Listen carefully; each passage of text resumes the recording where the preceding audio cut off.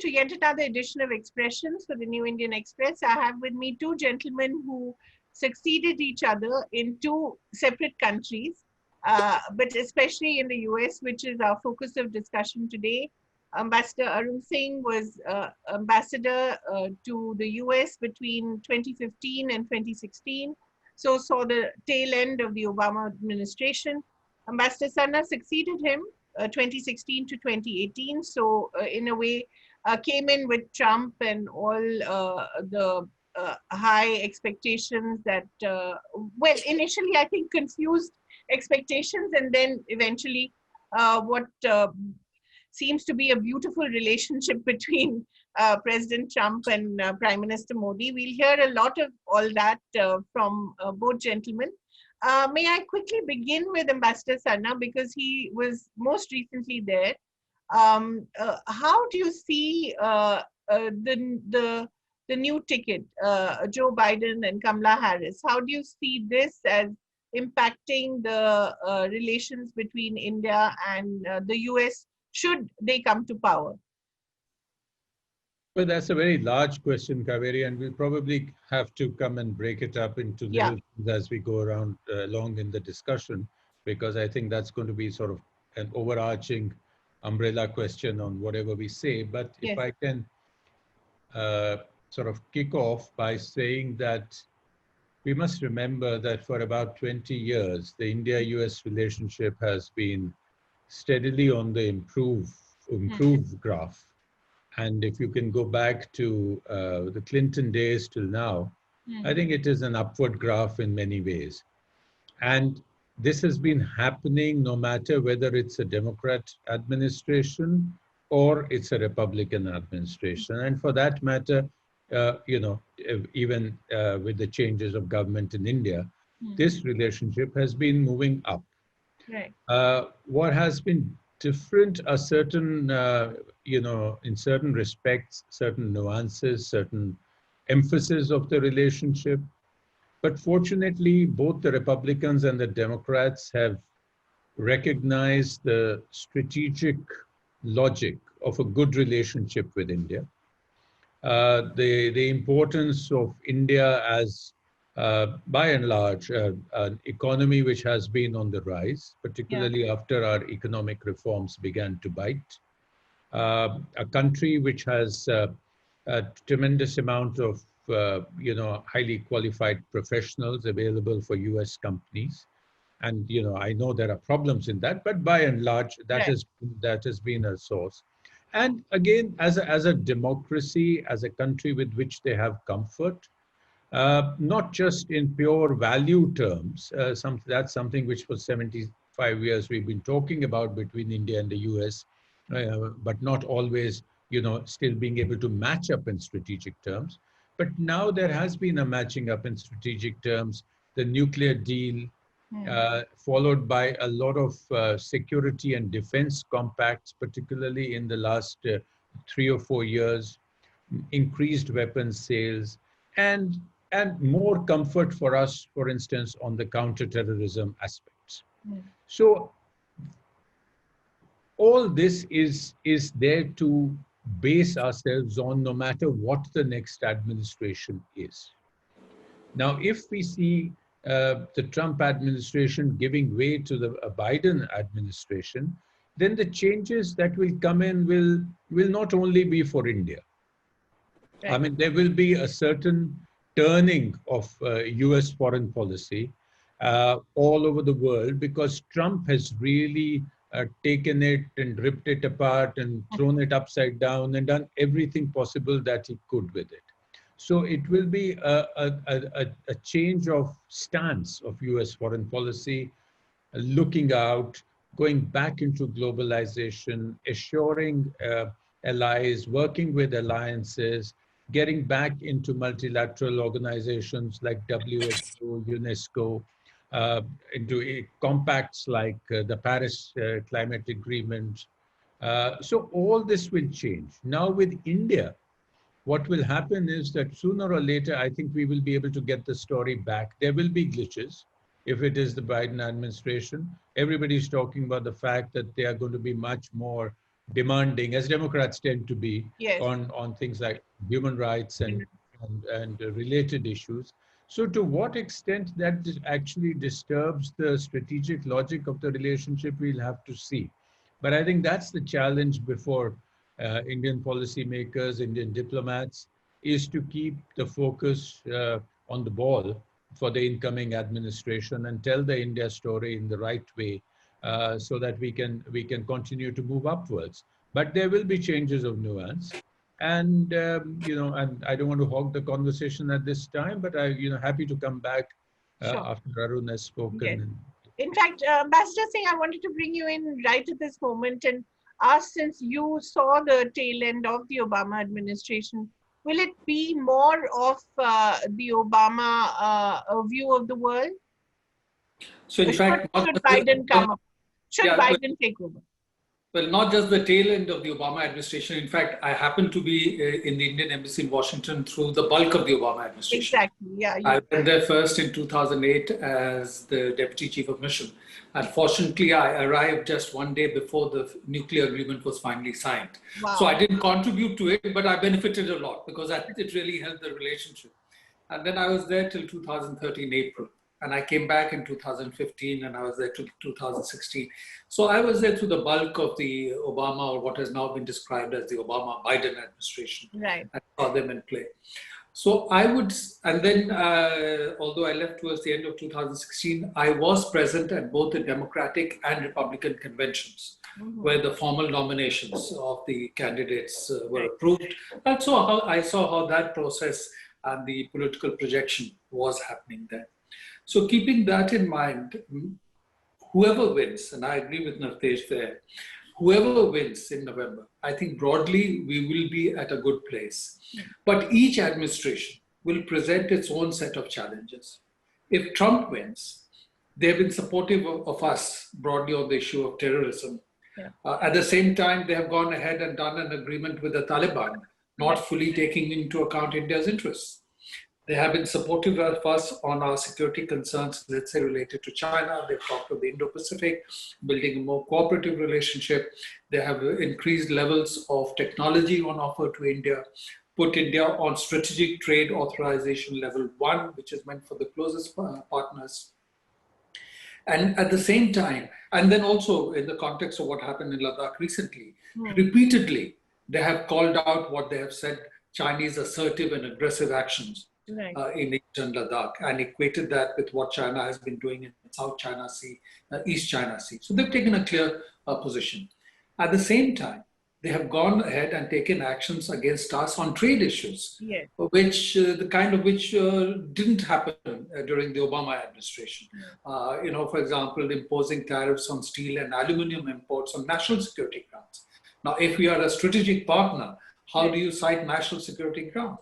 Or removing GSP benefits for exports from India for certain categories of products. Focusing on the bilateral trade deficit with India.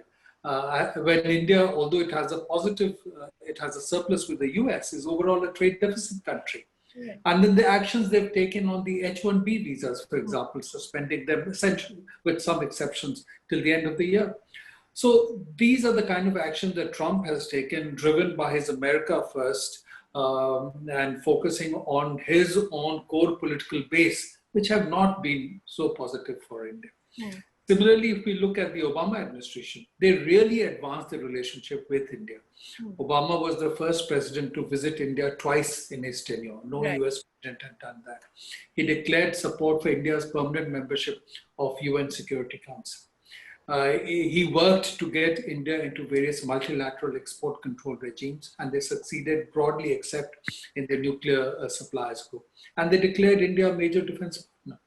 Now, you'd have seen that the Biden-Harris ticket, as it is now being called, in the context of 15th August, put out a video message by both the presidential and vice presidential candidates, and then a specific statement on their approach to India and Indian Americans, and very positive in terms of support for India, support for India's concerns related to terrorism, regional issues, border issues, and how they would be supportive.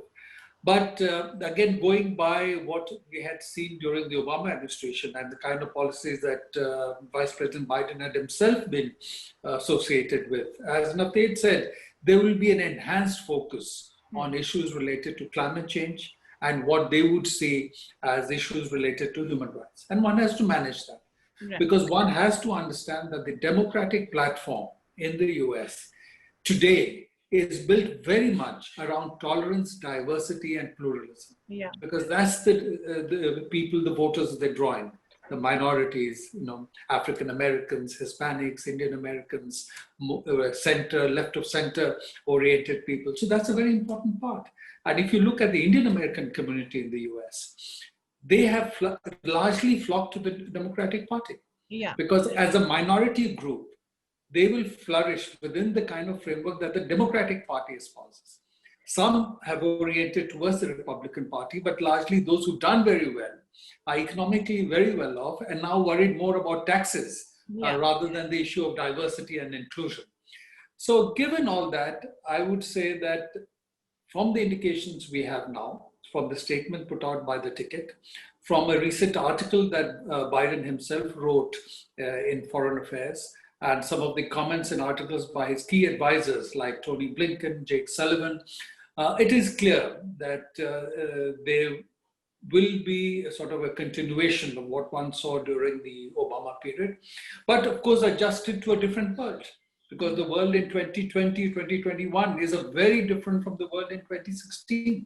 China has emerged much more on the international stage. Right. There's the devastating impact of COVID, impact on politics, impact on economies, and so they have to adjust to that. And also during the Trump administration, Trump has really undermined US relationship with allies and partners, many of them. In Europe, to some extent, also South Korea created some uncertainty in Japan. So at a time when the allies would be watching that if the US could produce a Trump, could the US electorate, even if there is a Biden now, again produce a Trump some years down the line? So where is the US now internationally? And so they would all be redefining their policies, looking at more space for themselves. So the administration would be working in a different international context. So there is bound to be some nuancing, and India will have to watch that and work around that. But I would say each administration will pose different set of challenges, but broadly, it will be a positive trajectory. Yeah, thank you. Ambassador San, I wanted to take off from what Ambassador Singh said and talk a little about the way the Americans are expected to vote in 2020, especially post-COVID. How do you see that? And then, of course, talk a little about the Indian American vote as well. How important and how key are they? They are the richest minority in America. Well, you can't call this election now. It's going to be a close election. Right. And but what I can say is that 6 months ago, pre-COVID, President Trump looked like set for another term. Yes. When in fact he was speaking in Ahmedabad, at that time, it looked very certain that he'd get another 4 years. Right.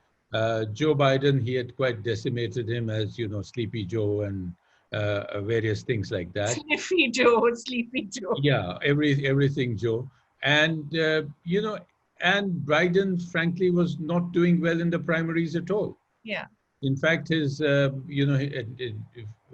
first 3 appearances, his campaign was in the ditch, more or less. And then it got saved in South Carolina, primarily by the black voters. Yeah.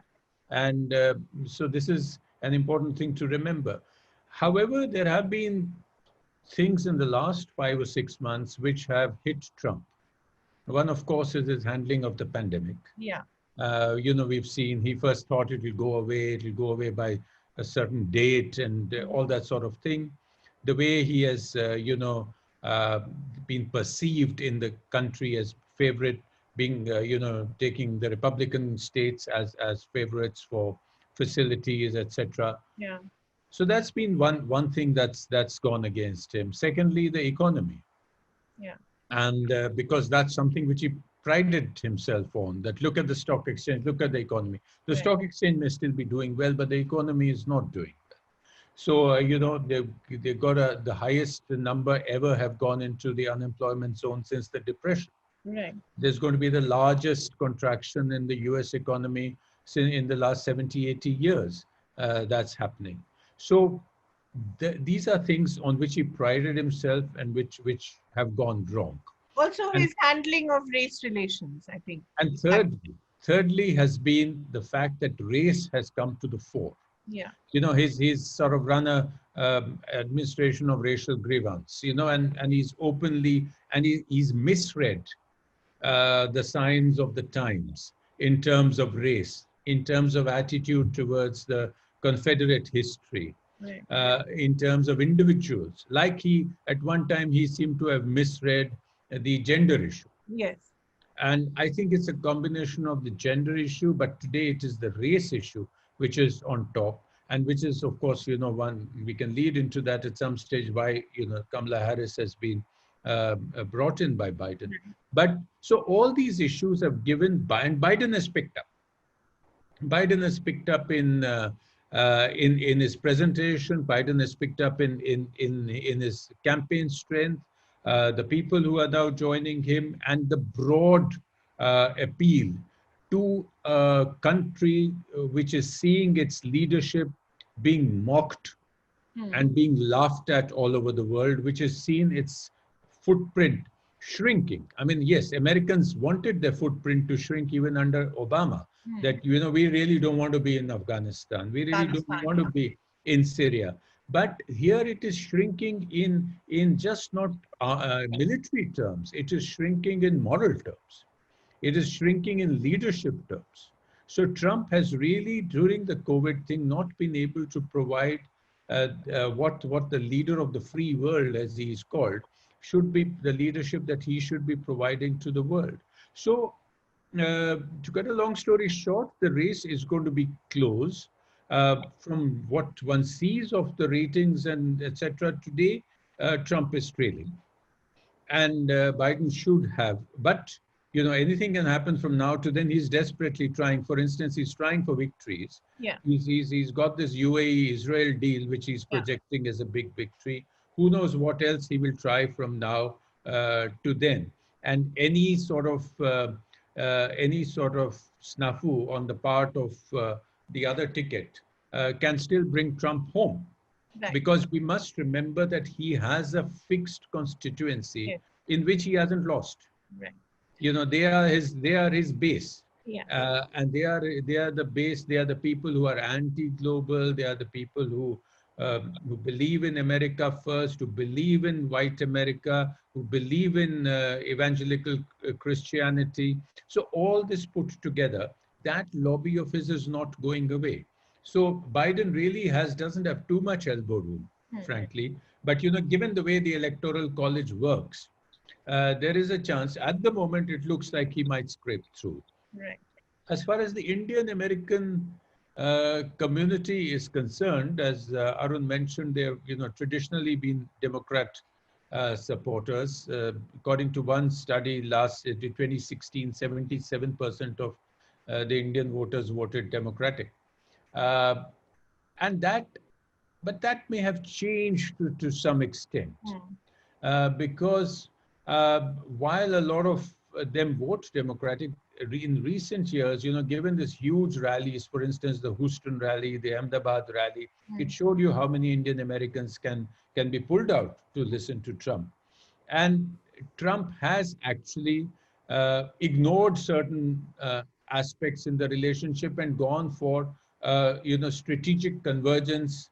And basically, if you see it on plus or minus terms, in hardcore practical terms, he's actually been good for India. Yeah. Arun listed out the various things that happened. We got the STA-1 status during his thing. The Pacific Command became the Indo-Pacific Command. We've been, increased our military exercises tremendously under him. We've signed agreements, the foundational agreements, as they are so called, which we hadn't done with the earlier regimes, and that gave teeth to what Obama did in his last days as granting us a major defense partnership status. Yeah. So there is a certain constituency, I believe, in the Indian American community, which because of this would see that Trump is good for India, so maybe we do go Republican. Ambassador This Singh? is Yeah, probably the older generation who yeah. also are a little angry, I would say, or a little irritated at the Democrats carping on in what are considered India's internal affairs. Right. So there may be a little shift, but still broadly democratic, and they could play a very important role in some of the battlefield states where they largely reside, many of them. May I bring in Mr. Chawla, who's just joined us? Mr. Chawla, you have a question to Ambassador Singh? But I missed the initial discussion of 25 minutes. The last one, you were speaking about that you were saying it's a close race, then you were talking about how India is going to be a good big factor because Trump is depending more in India. I would like to know for Namtej and Arun both together, that don't you think that vote bank politics, which was the specialty of Indian politics, has also entered America? Ambassador Singh, perhaps you could take that first. Yeah, so I would say that vote bank politics has been there in America always in one way or the other. And it's just that I think there are two dimensions now. One, that there is a core base that is with Trump, and they say almost 35-40% of the electorate. And these are the people broadly in the American middle class who felt that in the last 3 decades of globalization, while the US economy benefited, the elite in the US benefited because the top 1% now generates 40% of the income and 40% of the wealth. They lost out because their wages stagnated, death rates went up, longevity came down, drug addiction went up. So this segment, and this is the segment that Trump tapped into. Because otherwise it was a sense that the East Coast and West Coast elites were talking about globalization, America being exceptional, reaching out all over, but their interests were not being factored in. And this is the kind of base that Trump has held on to. And despite all that has happened, despite whatever has been the impact of COVID, despite the impression of the president being unpredictable, not very savvy in terms of his practices, in terms of his pronouncements, undermining alliances, this base so far still remained with him. And therefore, the battle is for the Democrats to turn out the base and get the independents over to the Democratic side. Similarly, as Prabhu pointed out, I think on the Democratic side, there is a new kind of vote bank politics or voter base that is emerging, which draws upon center, left of center, white segment of the population, the college-educated segment of the population. Because again, in the US, they have found that those who enter colleges, they tend to move more towards the Democratic side, except for those who are very, very rich and looking at taxes. But those who are not college educated tend to be a little more Republican. So that's one segment. And then the minority voters. The Jewish voter. 80% of the Jewish votes have traditionally gone to the Democrats. Now, of course, Trump has shown himself to be a big supporter of Israel. He is now midwife this agreement between UAE and Israel. So then that will attract a segment of the Jewish vote. But the African-American voter, traditionally also the Hispanic, but this time Trump seems drawing in some of the Hispanic votes and the Indian-American voter. So over time, the minority voter is gradually moving towards the Democratic side because that's where they feel that there is a framework for diversity and inclusion where they can get their aspirations met. Because if you look at the US Congress, for example, today we have 5 congressmen and senators of Indian origin. Right. And they're all Democrats. Right. None of them are Republican.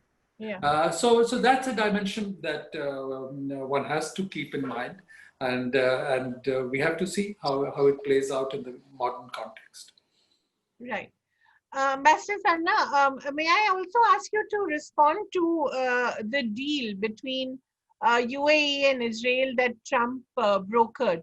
As a former ambassador to Israel, in fact, both of you were former ambassadors, how important will this be in the election? Well, foreign policy issues, I would say, play a marginal role in the election. It probably ups Trump's perception a couple of points, but I don't think this is going to be an issue which is going to be debated as we get closer to the elections as a sort of make or break issue. I think it because even I mean, the only thing that it will impact in debate terms, I would be that this deal has stopped Prime Minister Netanyahu's plans to annex Right. parts of the West Bank, because that was a divisive issue in within American Jewry.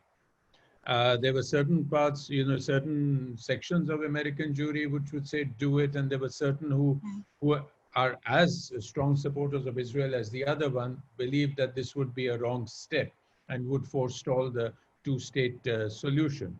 To that extent, this might play in. And it will be to President Trump's credit, because I believe there will be a ceremony soon at which the leaders of the two countries would come to the White House and be sort of, there'll be a great photo op, which I'm sure will be milked for whatever it's worth.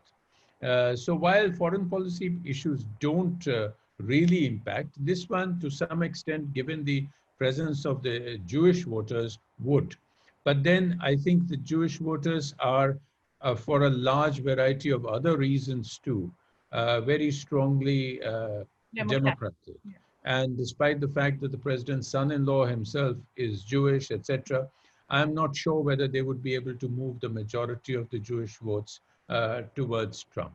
Right. So that's... So, yeah, let's talk a little, Ambassador Singh and Ambassador Sana, about the Biden-Harris ticket.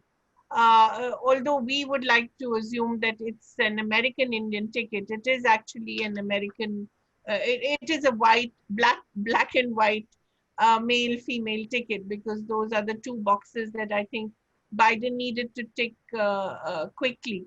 And in fact, I just want to read out what Ambassador Sana wrote recently about our love for appropriating the diasporic Indian. If we don't throw a national party, we will not suffer a national heartbreak. So I think that was quite appropriate. But Ambassador Singh, what do you think about how this ticket will play out for India specifically?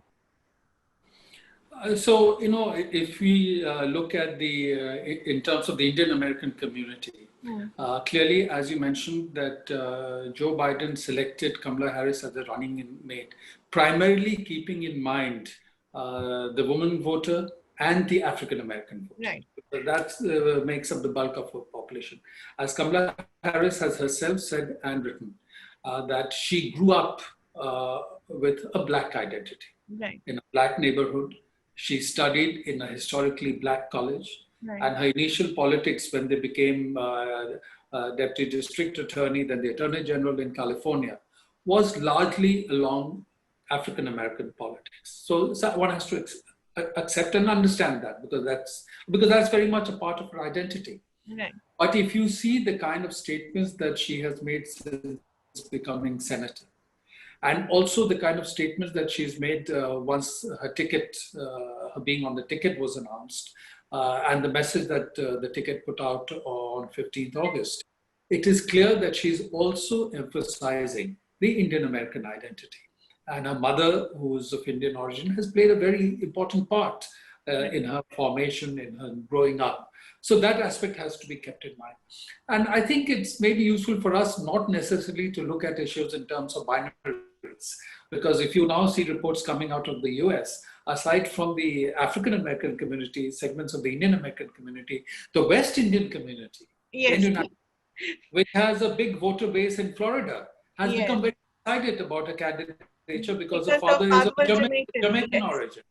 So I think all these things will have an important role. And for the Indian American community in the US, which for a long time worked, at least the first generation, to go there, do their work, establish themselves economically, but not play a major role in politics, has really evolved over time. The first time we saw a large number of people in the administration was during the Obama administration. Yes. And they had a person at the rank of a deputy cabinet secretary who headed USAID. And that process had been taken further during the Trump administration, where you again see a large number of people. And then you had Nikki Haley, who was there at a cabinet level position. Right. Now, in a Biden ticket, you have a person who is also of Indian origin and they've said clearly, because Biden in his own messages has referred to her Indian heritage, South Asian heritage, who is now an aspirant for a vice president's position, potentially for a presidential position.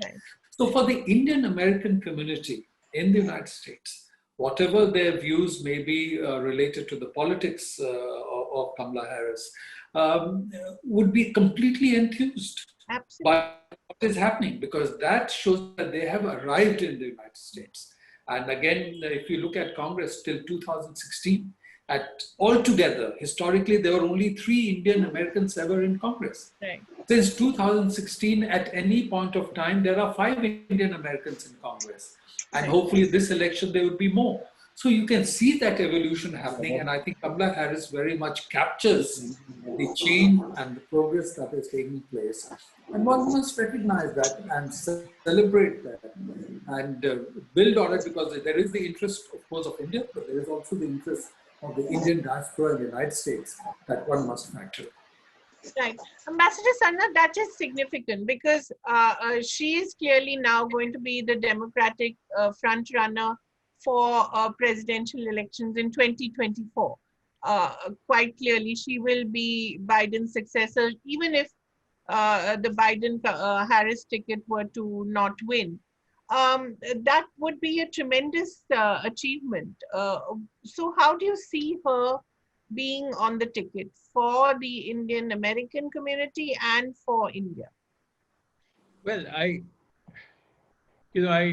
agree with most of what Arun has said. Perhaps there's a difference of nuance, because I believe that I think it's very clear why she's on the ticket. She's on the ticket because she's perceived as Black. Right. She's on the ticket because she projects herself as Black. And I'm not talking of the last few days, which of course we will see, color can change. So color will change from now to November 3, depending which state who is speaking in. But the fact is that all her work till so far has not been the one associated with the Indian American community, but very mainstream racial politics of Black and white America. She grew up as a proud Black woman, as she said herself, went to the Black choir, she went to Howard University, and all that, which is fine. I think it is politically correct from her point of view, because that's where, the politics plays into, because historically, culturally, politically, America is about Black and white. So when the race fight is really on, the race debate is really on, the main counterpoint of white is Black. And that is why the importance of the Black voters to the Democratic Party is huge. Even within that, the importance of African American women, who are actually the bedrock of the Democratic support, is huge. And 100 people, 100 Black leaders, activists, athletes, wrote to Biden last week, I believe, just a couple of days before the final selection, that you have to have an African-American woman as your running mate. So he had shortlisted, I think, 10 or 11 people. His teams went through them. He personally interviewed 5 Black women. Who projected themselves as Black. They didn't project themselves as Indian American or West Indian. So I would say that is the heart of the matter. On top of that, there are other pickings. You can pick on the Indian American vote. You can pick on the West Indian vote. Because then you can say she's a woman of color. A woman of color is broader than saying an African American or a Black. So yes, you can take advantage. And all this is par for the course. This is real politics. And anybody in her position or in Biden's position who's in for a presidential ticket would definitely play that. As far as the Indian Americans are concerned, I think, of course, they will be celebrating. There will be, in some ways, this is a sort of validation of the Indian American community's success, and so on. Uh, they will, however, I mean, my point in all this has simply been one. Hmm. She will, if she wins, or the Biden ticket wins, and she is vice president, because of who she is, she will have a very influential voice on the India file. Right. And when she has that, you have to see what are the positions she's going to take on India. Right. And she is a solid, almost middle of the road, bit to the left, mainstream Democrat with Democrat positions. Will that And not irritate India, Ambassador Sarna? you know, this is the point I'm saying, that Yeah. she will not move from those positions.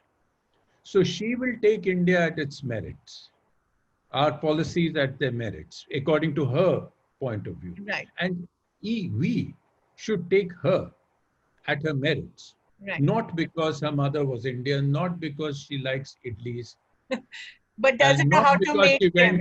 she went walking with her grandfather on the Madras beach.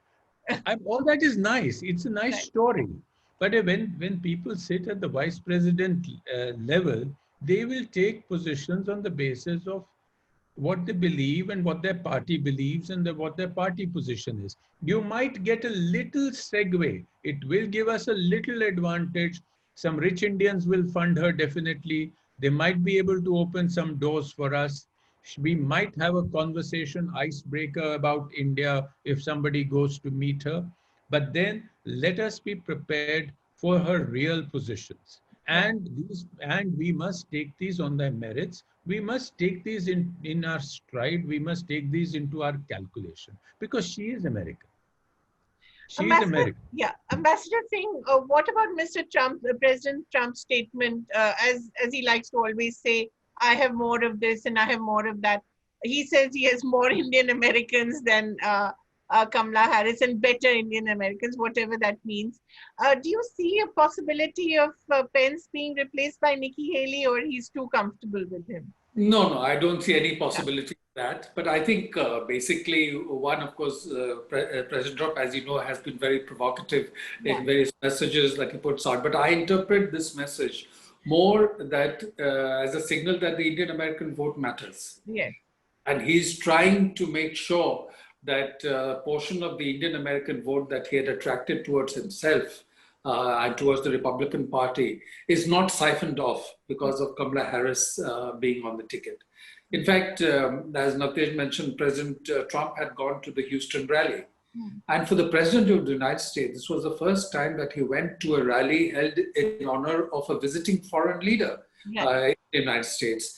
And then he spoke there, and not only did he speak, he stayed on for the hour so that the Indian Prime Minister spoke. It was very unusual. And that itself was a signal that the Indian American vote was important to him, because in certain states, he was hoping that perhaps that will bring about some change, or the Indian American funding for his campaign was important, because even in 2016, when there was a lot of resistance to his candidature, in fact, when I was at the Republican convention, many Republicans were, complaining quietly that they were unfortunately nominating the one candidate who could lose to a Hillary Clinton. But they were happy that the Democrats were going to nominate the one candidate that could lose to a Donald Trump. And so given that, at that time, he was not getting much support. But even then, one section of the Indian American community came forward to support Donald Trump and raise funds for him. And according to some reports, they had raised a significant amount of money for him. So much so that, if I remember right, on 16th October 2016, he went and addressed an Indian American rally in New Jersey. Yes. So the Indian American vote, Indian American funding is important. And I think that's the reason why he came to India in February, in the last year of his term, and went to this event in Ahmedabad. So this is more just a signal to say that, okay, you have Kamala Harris, who is in a sense also of Indian origin. It has enthused very, very significantly segments of the Indian American community.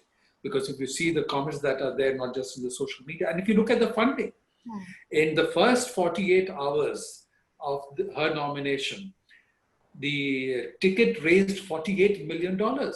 It was twice as much as Joe Biden had raised in all of 2019. Right. So her candidature has enthused the Democratic supporters, the Democratic fundraisers, the Indian Americans also. And so and therefore, I think Trump's effort was try to see if he could puncture some holes in this. Yeah. And that was all that it was about. He's actually, if I can just come in on that point, he's actually gone a step further. You know, the Trump campaign has formed 4 sort of ginger groups. Today you have Indian voices for Trump, Hindu voices for Trump, Sikh voices for Trump, and Muslim voices for Trump. And these are all within the Indian American community. Right. So you know, they are going to be addressing, working on different aspects of the community. So he does have his support in the Indian American community.